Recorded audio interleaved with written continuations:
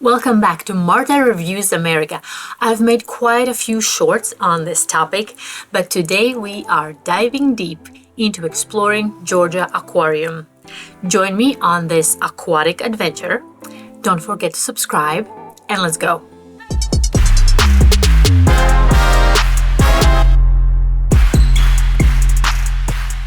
The very first time I heard about Georgia Aquarium was from my coworker at the time. She was excitedly talking about how she wants to go, that it's the biggest aquarium in the United States. She wants to take a vacation and take her whole family there. At that time, going to an aquarium just didn't seem that appealing to me, but years later, I got to go, and it was way more exciting than I expected it to be.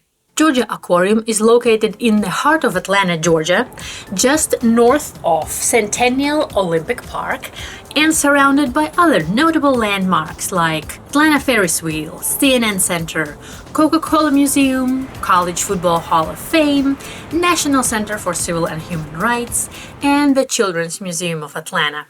The aquarium is easily accessible both by car and by public transportation. I visited it both ways. The public transportation route is definitely more adventurous, even though driving in Atlanta is an adventure in itself, because compared to other cities I visited and I lived in both the United States and Europe, Atlanta has proportionately more people on the roads that think that they are the most important person on the road, which is disruptive. So if you don't want to drive, you can take Marta, spelled exactly like my name, M-A-R-T-A. Marta train will take you about 15-minute walk from the aquarium.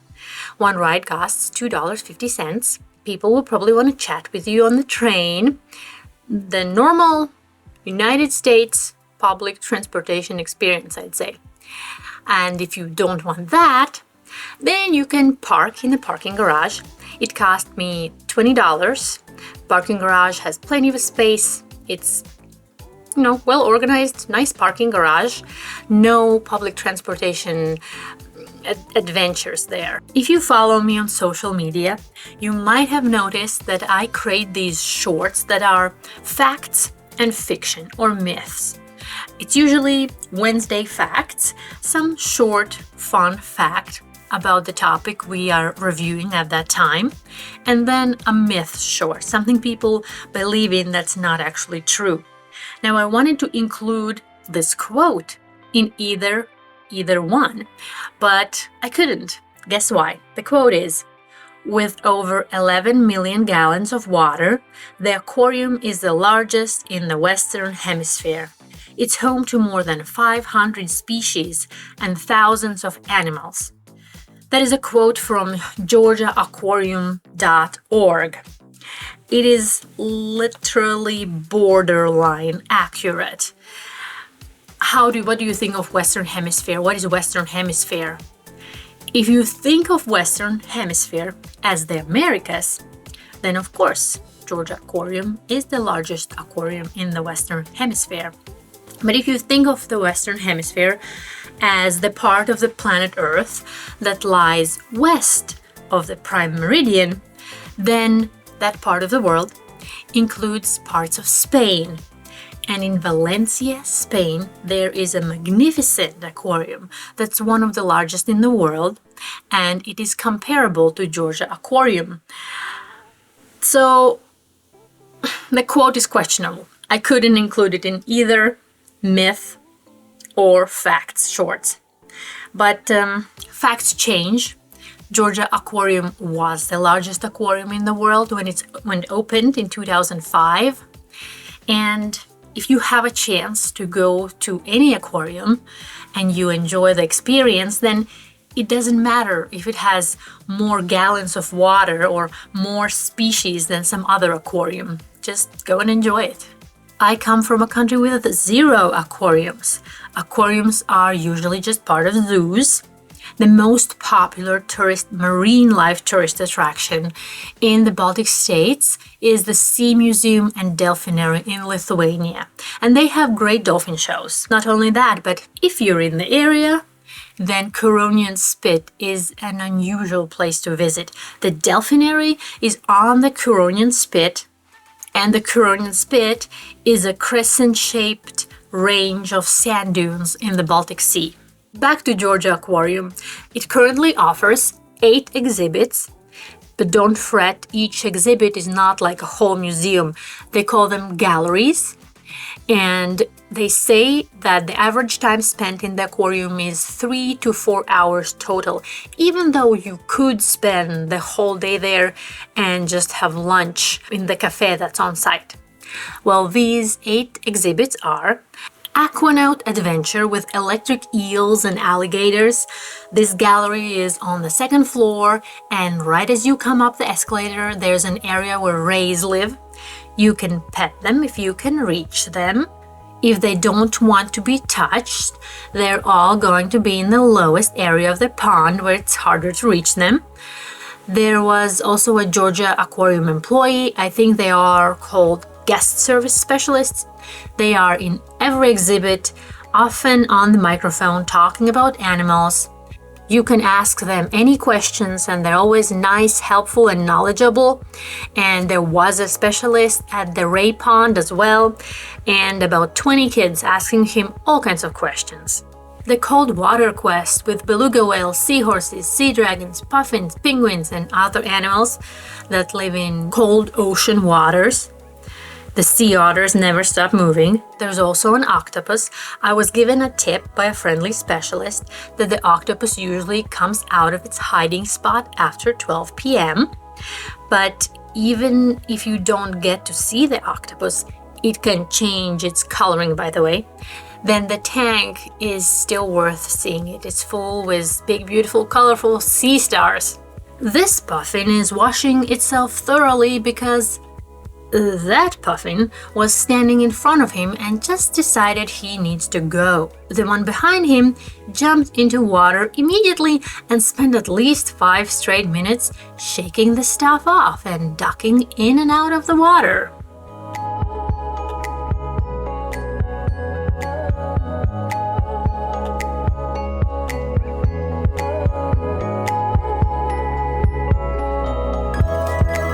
The 3rd exhibit, Sharks, Predators of the Deep. The whole exhibit is basically a tunnel-shaped walkway. They've created an amazing mood in this exhibit with lights, sounds, and of course the views. It's dark, almost eerie. You feel like you're under the water and large predators are swimming around. Number 4, River Scout. Here you can see the wide diversity of animals found in rivers that live on different continents. The exhibit houses Asian small-clawed otters, many types of fish like eels, catfish, piranhas with razor-sharp teeth, and turtles that were eating lettuce. There's a river flowing over your head and many waterfalls in this exhibit. Number 5 is Tropical Diver Exhibit. This exhibit has more than 200 species of different corals and thousands of colorful reef fish. It's a recreation of a tropical Pacific coral reef. It's full with jellyfish. I love the garden eels popping out of the sand. And you can see a real-life Nemo and Dory there. Now, number 6, and I'm not naming these exhibits in any particular order. Number 6 on my list is the Ocean Voyager. Ocean Voyager exhibit itself is worth a full video review, and it's coming out on Marta Reviews America. It is the largest exhibit in the aquarium, and it is one of the few in the world that houses whale sharks and manta rays. Whale sharks are the largest fish on Earth. The largest accurately measured whale shark was 61.7 feet or 18.8 meters. And the maximum known size of a manta ray is about 30 feet, that's 9 meters, from wingtip to wingtip. And this exhibit not only houses both whale sharks and manta rays, it also has more than 40 different types of animals in the tank. In addition to these 6 exhibits, they also offer 2 that have free of charge animal shows, the Dolphin show and the Sea Lion show. And if you are already in the aquarium, you should definitely go. I went to the Dolphin show, and I have been to dolphin shows before. I knew what to expect, but it was much more moving than I expected. Even though there were a lot of groups of kids on field trips who knew only one way to express their emotions, which was screaming at the top of their lungs. And they screamed not once, but 3 times when the lights changed, when the first person came out, and when the dolphins came out. They were screaming so loud that the parents around me in the audience who had small children had to cover their kids' ears.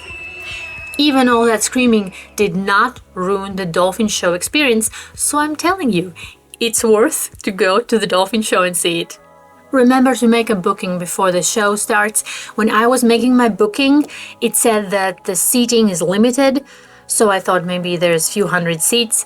Nothing like that. There is 1,800 seats in the dolphin show, and there's 500 seats in the sea lion show. And when I made my booking, I got an email, and actually no one asked me to show it, but make the booking anyway. It's fast and it gives them correct data how many people come see the show. And if they ask for it, you'll have it.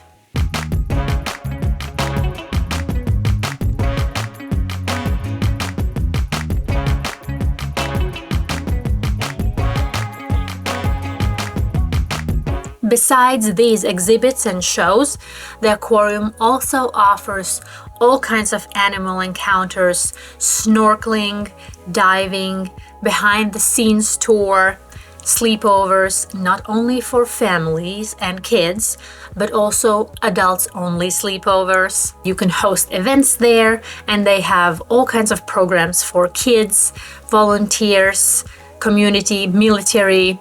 Oh yes, they have yoga classes. I was feeling down that day when I went to see and film the Georgia Aquarium, and on top of that I had to make 2 round trips. I went there, I realized I had forgotten something, I had to go back, went to Georgia Aquarium again, and by that time I had missed the sensory hour, which is always the first hour when they're open. They're open 365 days a year, by the way, now when I make this video. So anyway, I was feeling down, but during my visit, there were so many little positive instances.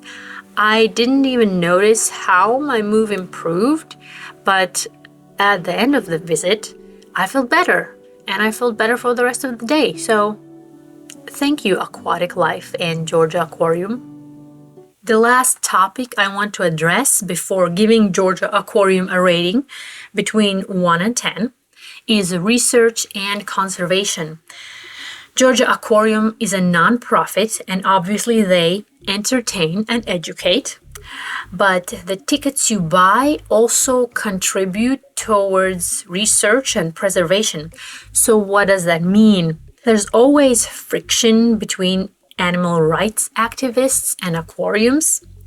The aquariums claim they research, they educate, doing conservation efforts, while activists argue that keeping animals in aquariums is bad for their mental health, their natural behaviors, and overall quality of life, that they are stressed in the aquariums. So the debate always revolves around finding the balance between research and education and ethical treatment of animals. Now that's in any aquarium, not specifically Georgia Aquarium, but I'm reviewing Georgia Aquarium, so I'm going to tell you what they say about their research and conservation efforts. On Georgia Aquarium website, they say they are a licensed research facility under the Animal Welfare Act, that they combined field research with the study of animals in human care and in controlled environments, that they have a track record of performing minimally invasive research, and that $1 of every guest ticket goes toward their research and conservation efforts. Few specific examples they mention on their website are treating stranded sea lion pups and rescuing and rehabilitating stranded sea otter pups off the coasts of California and Alaska. During the dolphin show, they also said that more than 25 endangered penguins have hatched thanks to the Georgia Aquarium conservation efforts. If you enjoyed this video, give it a thumbs up. Please subscribe to show your support and ring that notification bell if you want to stay updated on Marta Reviews America reviews and journeys. Alright, now it's time for the review. My exploration of the Georgia Aquarium was a positive, heartfelt, and peaceful adventure. Thanks to the diverse experiences they offer for all ages, thanks to the wide variety of exhibits, thanks to the wonderful employees, and also thank you for lifting my mood, I give the Georgia Aquarium a 9. I will leave you a link in the description that will take you to many different live streams from the aquarium. Thank you for joining me on Marta Reviews America. Until next time.